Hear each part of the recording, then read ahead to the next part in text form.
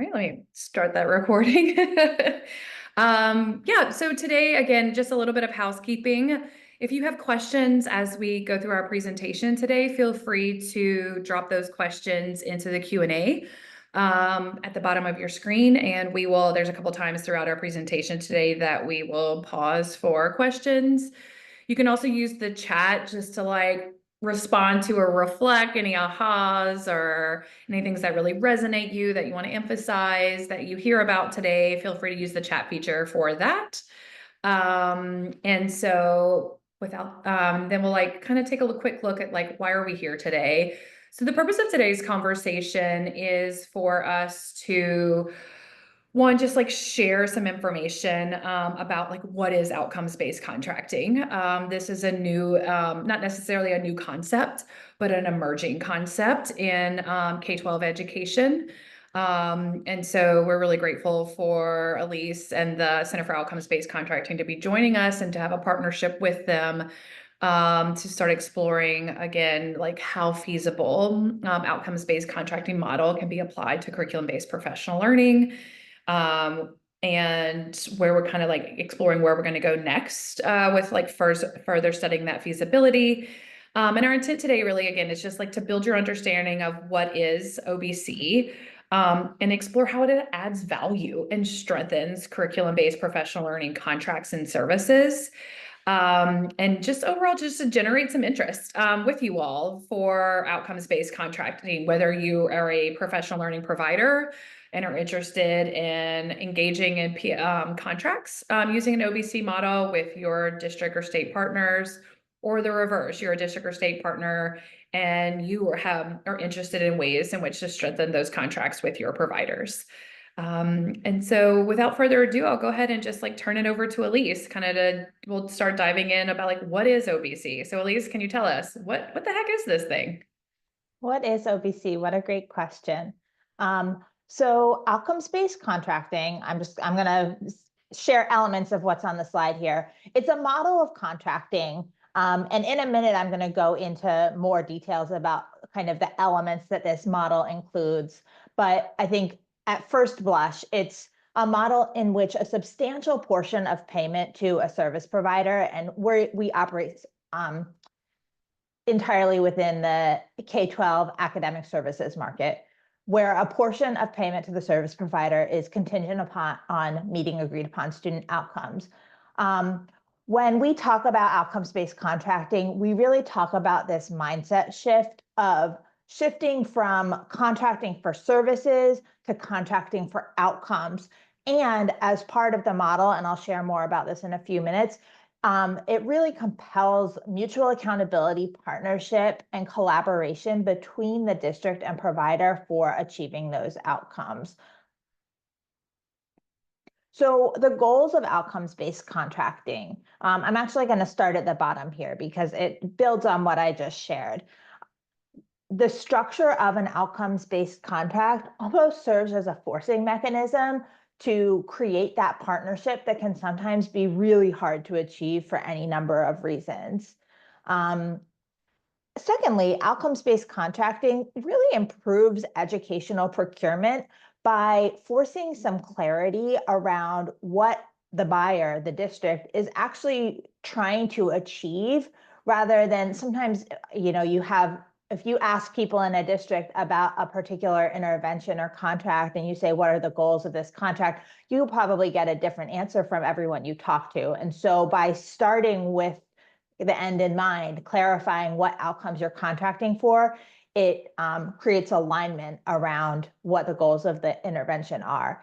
And then finally, outcomes-based contracting can strengthen the implementation of instructional products and services, bringing the actual implementation that happens in the building, whether it's tutoring, whether it's an ed tech intervention, whether it's professional learning, more in line with the way the intervention or service was designed to work, so that districts are more likely to see results.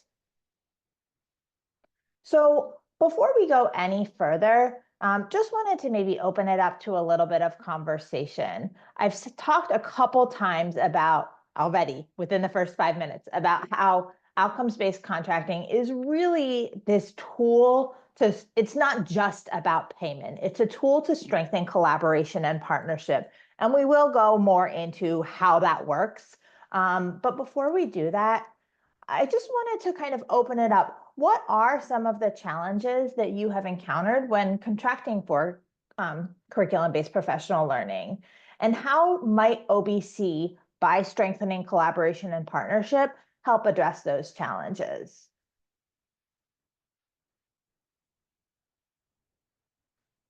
And I'll just encourage, if you want to share something, please drop it in the chat, but we can also bring people off mute to really participate in the conversation.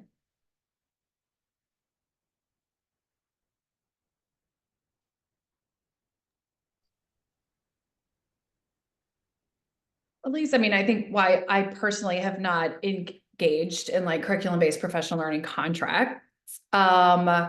At Rivet, we have a lot of conversations with district leaders about these contracts and the challenges that they face. And I think that, some of the common challenges that we hear is this idea around like the services that they're getting sometimes aren't customized enough to their local context. And I recognize that there's a little bit of a push and pull, right? These services should not be customized to the extent that they no longer reflect like best practice or the fact or like what a PL provider like knows to be best practice based on like years of experience of providing these types of services, right? Like their expertise matters. And so there may be like pushback on there, be like, actually, we shouldn't do that because this is what we found to be true. But at the same time, they shouldn't be providing these like cookie cutter approach to PL to districts. Like the local context matters and the local needs of both the students and educators matter. And so I think that, that's also always like a common like challenge that we hear that districts are trying to overcome a lot of times of like, creating that right level of customization with their PL provider. Yeah. Yeah, absolutely. And that's a conversation that has come up a lot with districts who are leveraging outcomes-based contracting for ed tech procurement as well. Because when you ask the question like, oh, well, why isn't the product being used to fidelity? The thing that comes up over and over again is it just doesn't fit into the way the instructional framework is designed. And it sounds like that's can be a similar challenge with professional learning. If what you're learning feels completely disconnected from what you're doing day to day in the classroom, it doesn't really help anyone. And it's just frustrating because it feels like a waste of time. I think also on the provider side, something that we heard a lot in the feasibility study and we think can be addressed through outcomes-based contracting is the challenge with district leadership really being at the table and supporting the professional learning so that it's not just this outsider coming in and telling teachers what to do, but it's really more of a shared message that creates the conditions for the professional learning to feel more impactful because it's not an outsider talking to teachers, it's coming from their own district. And I think too that leadership support matters when it comes to like ensuring high attendance and high engagement, which also matters, right? Like, doesn't matter how effective your professional learning is if like the people actually don't show up for the training, right? It's like having a party, you plan the best party ever, but you forget to send out the invitation so no one shows up. Like, who cares then? So I think that leadership also plays a role in just like making sure that people are participating in the PL as intended. In addition to that, the PL is like high quality in design. Absolutely. And I'm going to move on and talk kind of about the ingredients of outcomes-based contracting. One of the ingredients, mutual accountability, really gets at exactly that challenge. So I alluded to this earlier, that outcomes-based contracting is more than just contingent outcomes pieces. That's one part of the puzzle. I also already talked about some of the clarity that comes with outcomes-based contracting. So when a district establishes an outcomes-based contract, they are clear on two things that often is a little bit muddy in a traditional contract. One is who the contract is designed to serve. When we've seen this with ed tech and tutoring contracts, We see very specific descriptions in terms of grade level, performance criteria, schools, so that there's no question around like, well, why is this student in this intervention? Is it even right for them? And then secondly, this really clear definition of outcomes and metrics. And I'll show some examples of this in a few minutes and also talk about what this might look like in the curriculum-based professional learning space. The other component of outcomes-based contracting that I've already said like how great it is, but I haven't talked about how it works, is this mutual accountability, contractual obligations for all parties in terms of what they need to be bringing to the table to set up the conditions for success. So on the district side, that might look like making sure teachers are attending workshops, making sure walkthroughs are happening, making sure data is shared.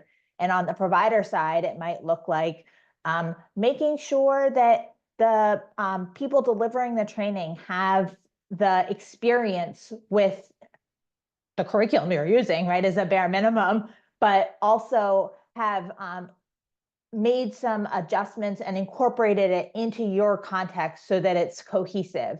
And then finally, the continuous improvement piece gets at what happens after the contract is signed. It's not just about signing a contract and then these things are in the contract, but you do everything the same way you used to. Within an outcomes-based contract, continuous improvement is ongoing, not just year over year, but week over week, scaffolded through a really regular structure. Bi-weekly is what we recommend. Bi-weekly meetings between the district and the provider to sit down together, look at the data, look at kind of those early indicators are you on track to achieve the outcomes that you're paying for? And if not, what do we need to adjust to keep us on track? And so that's the continuous improvement element. And so in the context of curriculum-based professional learning, I want to talk a little bit about some of what emerged during the feasibility study, because you've already heard me say we've now seen this contracting model be really effective for the high dosage tutoring space and the ed tech space, both direct to student interventions. So when you think about what it looks like to do this for professional learning, which is a teacher level, a teacher and leader level, a system level intervention, it can be a little bit different. And so trying to understand what would need to be different was really kind of the focus of the feasibility study that we completed. And in completing that feasibility study, we talked with districts, we talked with providers, we talked with labor representation, we talked with researchers. So we really tried to get kind of a holistic perspective of what the challenges might be in shifting to this model and how we might address them. So I already shared some of this on the left in terms of what we did for the feasibility study. I'll just highlight that while the feasibility study was published over the summer, and we'll include that as a follow-up resource with this webinar if you really want to like dig into that, we're now continuing to unpack kind of the findings from the feasibility study with a cross-functional working group that includes district voice, that includes provider voice, both independent PL providers as well as publishers, so that we can really move from, okay, here's a paper with some recommendations to we're planning to launch a cohort of districts and providers doing this, and what pieces need to be in place to make that successful.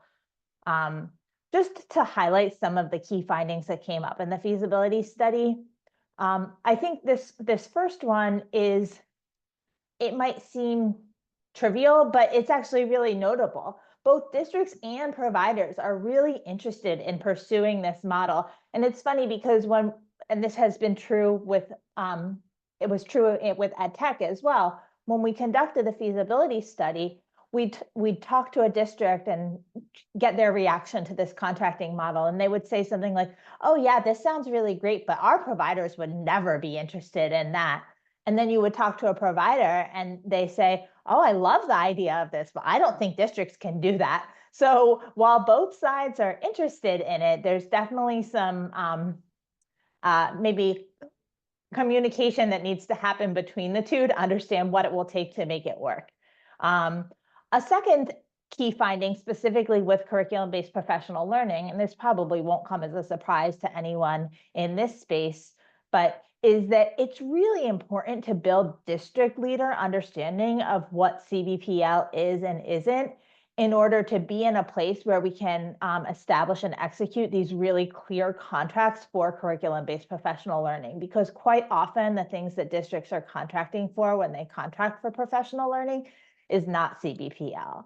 And then the last two here, the last one I'll just say quickly, but this will not work for every type of CBPL. And so we have some hypotheses about where we should start, and we'll go into that a little bit more as we continue to go through the slides.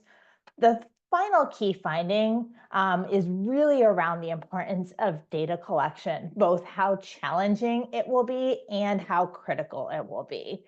And so that's an area that we're really continuing to unpack with the working group so that we can be set up for success when the cohort launches. And is there anything you want to add in terms of kind of what we found in the feasibility study? No, I think we'll get into that when we start like looking at the specific characteristics too, Elise. And like, yeah, we can like highlight those as we go through. Perfect. Okay.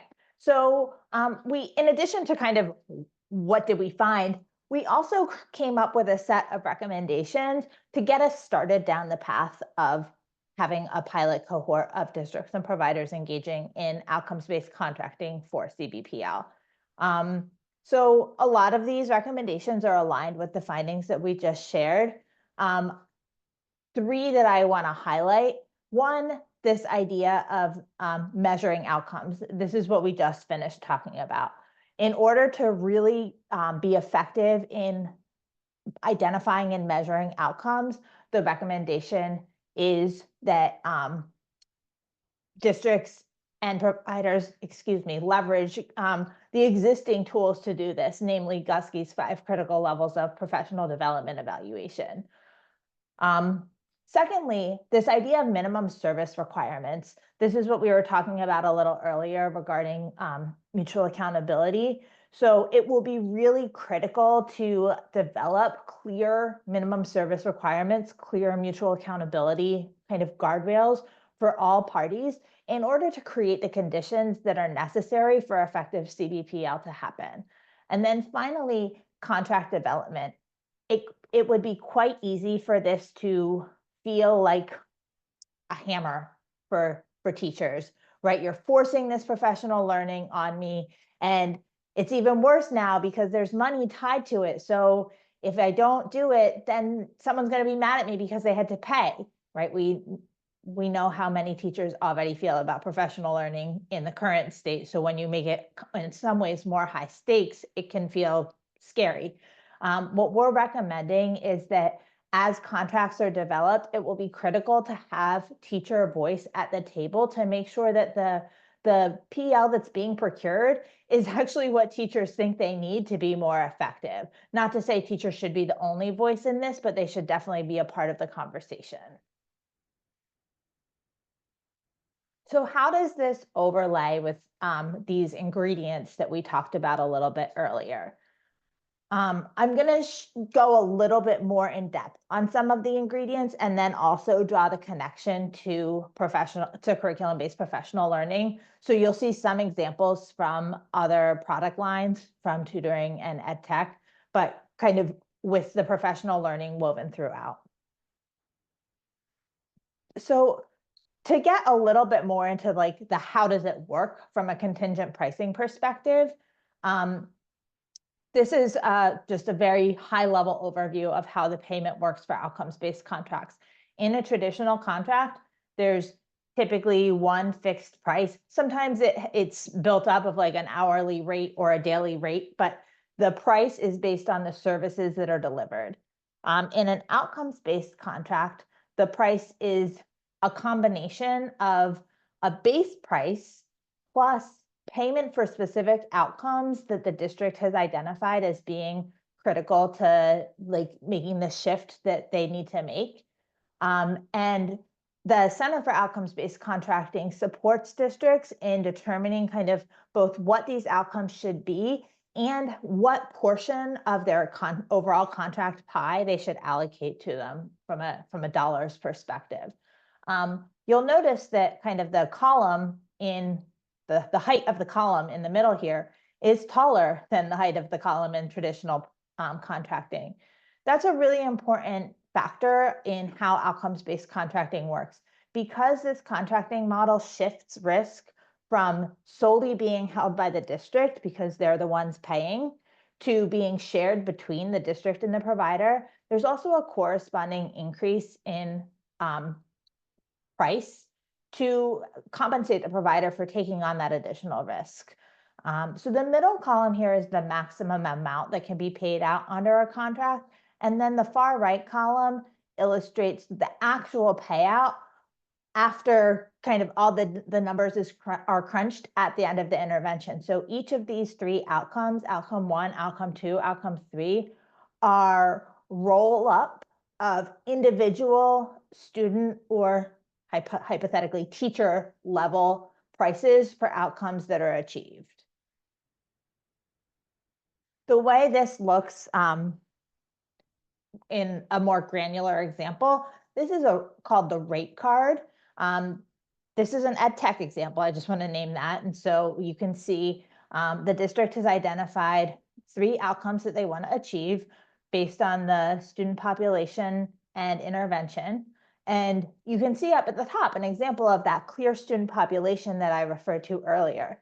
So it names the grade levels, it names the identification criteria, it names the subject area, and it identifies how many students we're talking about. So getting really clear on what that population is. And then to just build on the contingent payment piece a little bit, you can see the way you read this rate card is for every student who achieves middle of year reading fluency as measured by the DIBELS word count per minute threshold that's identified here, 78 words per minute for second graders and 105 words per minute for third graders, the district will pay $11.25 up to $20,000 and so on and so forth. And then at the bottom, there is still the base payment that covers some of those upfront costs that a provider needs to just keep the lights on and initiate services. So we've talked about contingent payment. We've talked about specific, clearly defined student population. You can also see a little bit here of the clearly defined outcomes and metrics. So what might this look like for curriculum-based professional learning? I want to start by kind of grounding in the Gusky levels. So for anyone who's not familiar with this, and Annie, I would love if you have anything to add as I go through this. I know you have a lot of expertise in this area. The Gusky levels are a series of outcomes that build upon one another that are the expected outcomes of professional learning that lead to impact.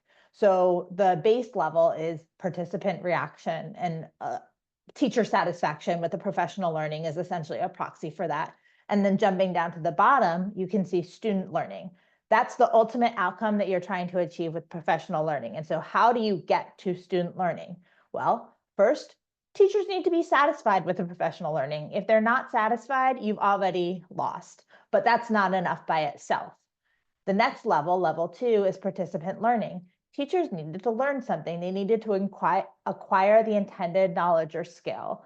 And that can be assessed, both satisfaction and learning can be assessed with surveys, exit tickets, that sort of thing. The third level, this one is kind of more cross-cutting, but it's organizational support and change. To get from participant learning, a teacher has, like, it's a test. They've said, like, I learned what I needed to learn, to bridge to application, which is level 4, there need to be a set of conditions in place that go beyond just the teacher. It involves structures, like how your master schedule is set up. Is there time for collaboration? Is there time for planning? It involves leadership attitudes. It involves all of these organizational factors. And then finally, the last level before you get to student learning is application. Are teachers taking what they've learned in the professional learning and applying that to the way they teach? Are you seeing changes to their instructional practices? And so each one of these things is kind of necessary, but not sufficient to get to changes in student learning. And that's the framework that we're using, the Gusky framework, to identify outcomes and metrics for outcomes-based contracts for curriculum-based professional learning. I have one more slide about this, but Annie, is there anything you want to add in terms of kind of high level what Gusky is all about? Yeah, I mean, I think you explained this well, Elise. Again, like we use Gusky as like our measurement for Gateway 3 and the Professional Learning Partner Guide as well, right? Like this is our foundation for determining how well professional learning providers measure their own impact in their services and the impact of their facilitators. And just as you alluded, like these things like just build, right? If teachers are not satisfied, they're not going to take away anything from the training. And if the enabling conditions aren't there, then they aren't going to be able to apply their learning and student outcomes aren't going to improve. And so, yeah, no, I think you explained that well. So what might this look like in that rate card that we were just looking at for an ed tech contract? This is something that the working group is currently unpacking. So we're still kind of in the draft potential fleshing it out phase. But I think there's a couple things that we've identified that are worth noting. So first of all, the unit of payment. In a tutoring or an ed tech intervention where the intervention is targeted directly to students, the unit of payment is per student. That base payment was per student served. Under a curriculum-based professional learning contract, we're recommending that the unit of payment is per teacher. They are the ones who are the intended recipient of these services. So that's one thing that I'll highlight here. You might also notice that there's 2 rate cards showing up here, labeled year 1 and year 2. While many districts do only contract for 1 year of services at a time, we recognize that kind of the theory of change to move from contracting for a new professional learning to changing student outcomes, that change might not happen within the span of 1 year. There's kind of a scaffolding that needs to occur, starting with those lower levels of Gusky. And so you can see what we're recommending is as districts and providers are thinking about their partnership, they should be thinking over that longer term, even if they're only contracting for 1 year at a time. What are we hoping to achieve in year 1? Those are Gusky teacher satisfaction, Gusky level 1, teacher learning, Gusky level 2, and then teacher application, Gusky level 4. Those are things that you can pay for each individual teacher who achieves the outcome. Some of those other Gusky pieces, like level 3, the organizational supports, those would fall into the mutual accountability piece of the contract, as well as something that we call process outcomes, which are things that are measured because they're important, but not necessarily paid for. They inform the continuous improvement. Then as you move into year 2 of a contract, you've already laid the foundation with those other things, and student learning comes in. And in year 2, we're recommending preliminarily that student learning is actually a substantial portion of the contract. So 20% of the overall contract dollars would be tied to student learning, because ultimately that is what the district is wanting to improve in most instances when they contract for professional learning. Annie, I'm going to ask you again, is there anything that you want to highlight here from a potential rate card perspective? No, I mean, I think the thing, like, just to emphasize here and that we're really exploring with the working group that we're currently engaging with and the upcoming pilot is like to actually complete this rate card for PL services is going to be hard, right? And so I just don't want to downplay that, that this is going to be an easy fill in the blank process that we go through with the pilots. This is going to be a challenge to figure out like this per teacher outcome. What do we expect every teacher to do? I think the satisfaction piece and the learning piece is a little bit easier to tackle here, but the teacher application, because every PL contract is different, right? Like some of these contracts may be workshop based, some of these contracts may be coaching based, right? And that nuance and that differentiation across these contracts greatly impacts what teachers are learning and how they are then applying that. And then again, what are the appropriate student learning outcomes that can be expected as a part of that learning? And so, yeah, I think this just is like, it's just going to be a lot more difficult task to figure out a rate card than it has been for high dosage tutoring and ed tech. Um, but I don't think it's impossible. And I'm excited to see kind of all the ideas that we explore with this working group through the end of the year, and that we get to actually like test out with some district leaders and providers next year. Yeah, definitely echo all of that. The process of going from this outline to a rate card that's ready to include in a contract is absolutely non-trivial. And I want to talk a little bit more about two of the areas that are kind of missing here and how we're going to be addressing them. So where it says metrics, TBD, sure, some of these things, as Annie said, like teacher satisfaction, teacher learning, you can assess them through an exit ticket, a survey, something like that.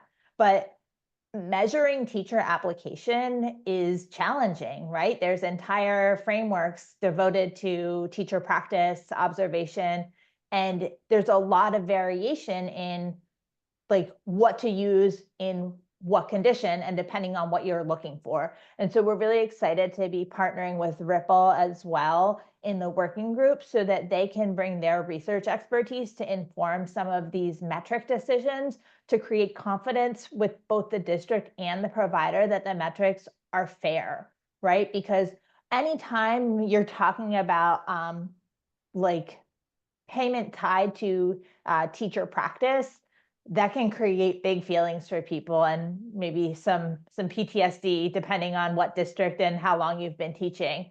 And so helping teachers and districts understand that this is not evaluative of teachers as individuals, but rather intended to help understand, is the professional learning helping? Is going to be a big adaptive change that needs to be managed on top of identifying fair metrics that are feasible to measure teacher application. And then the pricing as well. The factors that impact pricing for professional learning are more complex than the factors that impact pricing for ed tech and tutoring. There's some geographic components that are real that maybe haven't come up in the past. And so both of those are going to be areas that we need to continue to work through. And this is one reason why, and I'll talk more about this in a minute, but in the cohort that we're going to be launching for outcomes-based contracts for professional learning, districts and providers are going to be working side by side to develop some of these elements because both parties need to be at the table. There's factors from both parties that are really important to consider here. Moving on to just dig into the last two elements, or last three elements, I guess, of the ingredients for a successful outcomes-based contract. Continuous improvement. I mentioned this earlier when I said we're not talking about year over year, we're talking about week over week. In fact, the structures that enable continuous improvement are baked directly into the contract. So an outcomes-based contract includes a section that articulates the continuous improvement structures. What meetings need to happen? What is the cadence for those meetings? Who needs to be in those meetings? What is the goal of each of those meetings? So that there's no confusion when it comes time to execute, and you're not just showing up to your once monthly check-in and kind of sharing high-level updates. You're actually able to hit the ground running because you've already articulated what the objectives of each meeting are. And finally, the mutual accountability piece. I think for providers, when they truly understand this, it's really exciting to them. At first, when they hear about the contingent pricing, it can feel like, well, I don't know about that. That doesn't seem so great. But the mutual accountability piece is such a game changer because it really creates, it's mutual. It creates the ability for a provider to hold districts accountable for what they're bringing to the table, for how they're showing up to the partnership and what they're doing to make sure the intervention is successful. Because no one can do it on their own. A great provider can fall flat if the district doesn't have the right conditions. And the mutual accountability really tries to get ahead of and prevent that. And it's not just, I've said district and provider a number of times, but it's the school within the district, it's multiple people, it's not just one person. When districts develop their OBC teams, they're cross-functional in and of themselves. There's someone from the data team, there's someone from the schools team, there's someone from the finance team, all of those different voices that need to be working together at various points throughout the contract and execution process to make it successful. And so from a professional learning perspective, this is another area that we're working through with the working group to make sure that we have the right kind of baseline mutual accountability recommendations. So what does each party need to do to set the stage for a successful partnership? These are some preliminary recommendations based on what we heard during the feasibility study. I think we've already touched on some of them, but from a district side, the district is they're the ones who can make sure teachers are at the trainings. They're also the ones who hold all the data. So this idea of like data-driven continuous improvement can't happen if the district isn't collecting and sharing data. So that's a really important requirement for districts in this kind of partnership. On the provider side, there's of course the idea of responsiveness, and that can be a little hard to define. That's one of the areas that I think we'll continue to talk about with the working group. There's also this requirement for co-creating, and this is what Annie talked about earlier. Working with the district to adapt their training within reason to the point where it's meeting the district needs while not departing from true curriculum-based professional learning.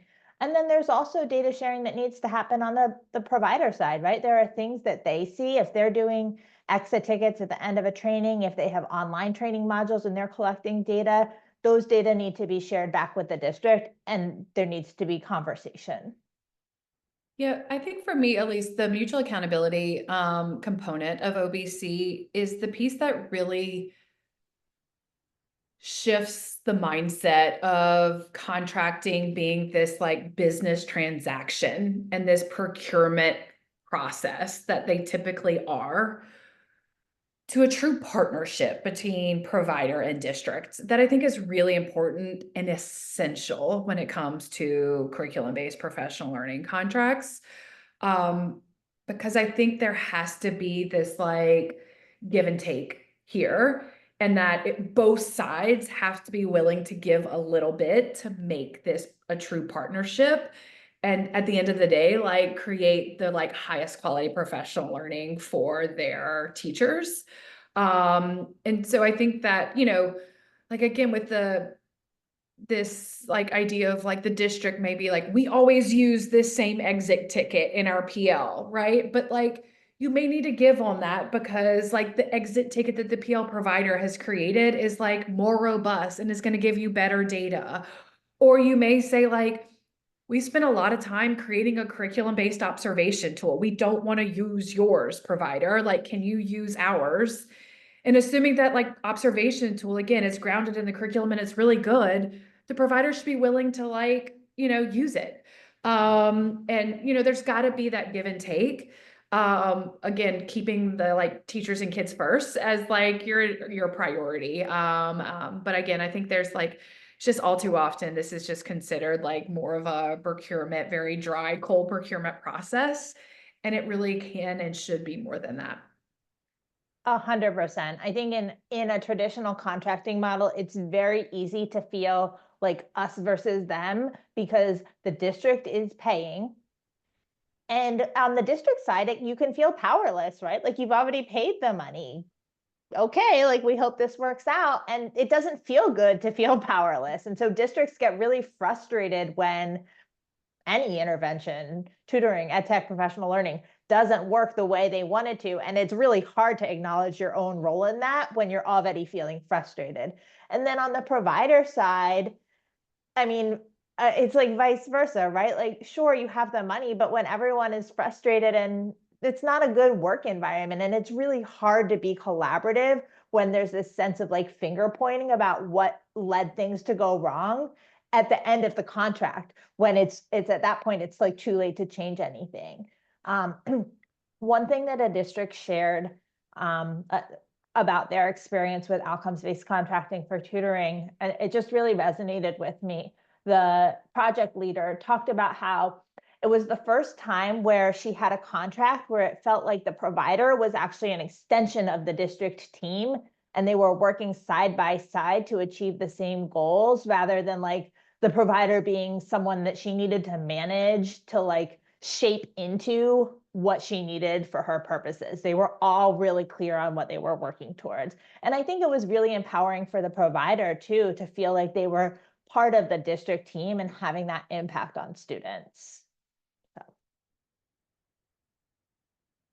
All right, well, with that, I think we're gonna kind of talk about what's next. So as I mentioned, we are launching a pilot. It's coming really soon. It's launching in January. And in fact, the application is going to be opening in November of 2024. So let me just share a little bit more about what this looks like. We're keeping some very specific kind of guardrails around the types of districts and providers that engage, so that we're setting ourselves up for success in terms of learning this new area. So for the first time, we're having providers and partners go through the cohort together.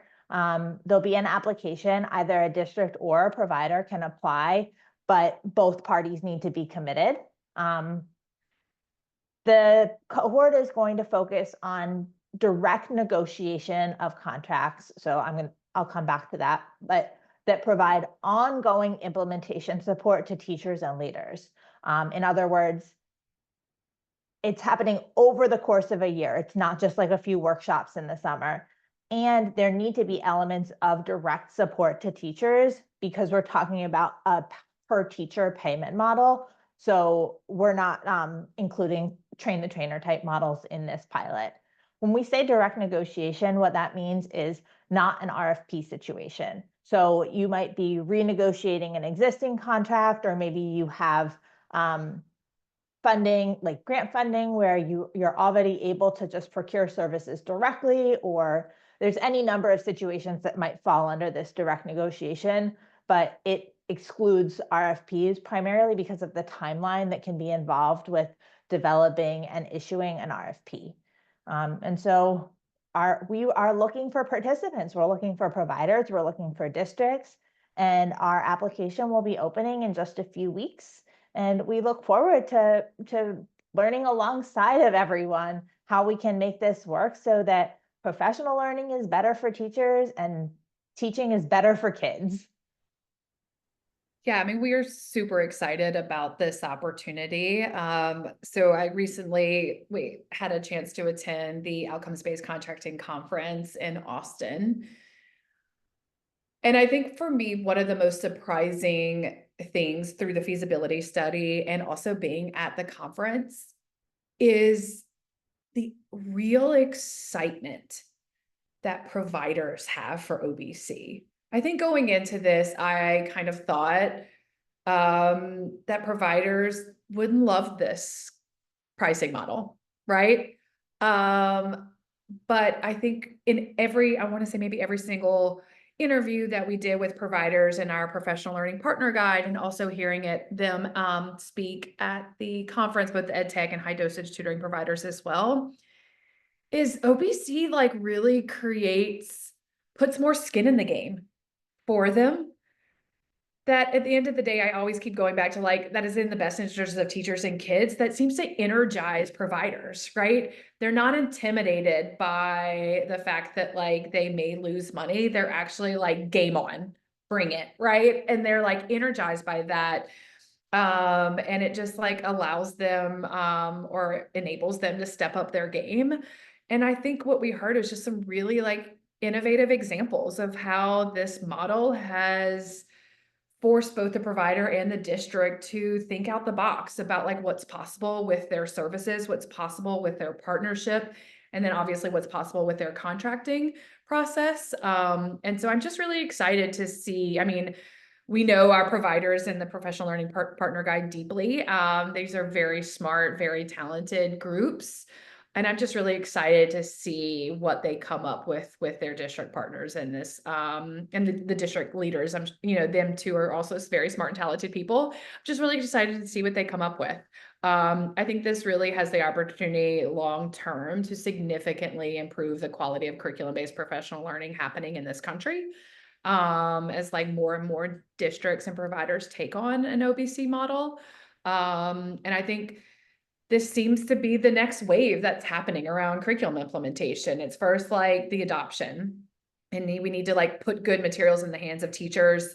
Then it's like, oh, but the implementation matters, right? So we need the professional learning. And now it's like, yeah, but is the PL that they're providing actually like improving practice and helping teachers to skillfully use these materials? Like that is the big next question and focus area. And I think OBC is a way in which we can help like figure out that impact, improve that impact. So I'm really excited about this. Yeah, yeah. So if you're excited about this too, and you want to learn more, what should you do? Follow the Center for Outcomes-Based Contracting on LinkedIn, join our mailing list. You will be the first to know when the application opens. Don't worry, it'll be all over LinkedIn. You'll get an email. And if you have any questions, feel free to reach out to me directly. We can share more resources. We'll also follow up with the feasibility study when we share the recording and slides from the webinar. So thank you so much, everyone. Really appreciate you joining us today. Yeah, and thank you, Elise, so much for your time today. Yeah, and thank you everyone for joining us.